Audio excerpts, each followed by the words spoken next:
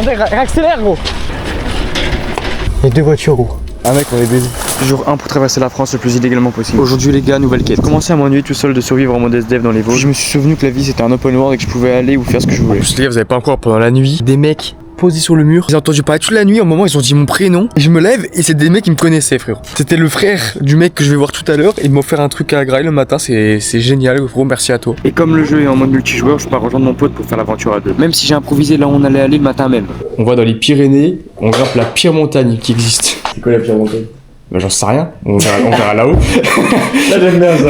Du coup c'est parti, on part gravir la montagne la plus dangereuse des Pyrénées sans aucune expérience. Bon les gars, ça y est on est parti. Je l'ai ramené avec moi dans l'aventure. On prend un bus pour aller faire du stop près d'une autoroute. En passant j'ai trouvé une casquette. On est perdu dans la forêt gros, j'ai perdu mon béret.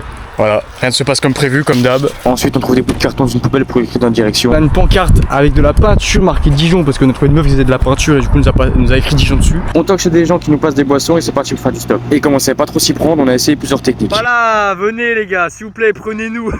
En gros les regards qui tapent gros. Mais ils étaient pas très efficaces et on a attendu quasiment 3 heures. Mais quand on commençait à perdre espoir, un ange est tombé du ciel pour nous sauver. Essayez d'aller dans les Pyrénées. Oui, et on l'a décidé ce matin. Grâce à cette femme incroyable, on arrive à Dijon en à peine 1 heure. Ça y est les gars, objectif Dijon accompli. Mais on perd pas de temps parce que maintenant faut qu'on trouve un second moyen de locomotion. Et vous allez comprendre où je veux en venir. On n'a pas assez d'argent pour prendre un train normal, mais on a assez de cool pour prendre un autre type de train. Donc je vous avoue, c'est la première fois qu'on fait ça. Mais qui ne tente rien à rien. On fouille un peu les trains dans les quais et on espère qu'il y a un train qui part dans une direction. Malheureusement, pendant quasiment plus de 2 heures, on erre sans qu'il ne se passe rien. Donc on a décidé de s'installer sur un wagon pour manger un peu. Et soudain, on l'entend arriver. Donc on perd pas de temps et on fonce.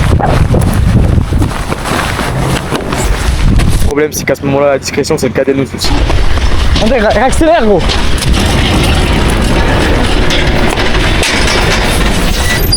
Viens ici. Il s'arrête gros.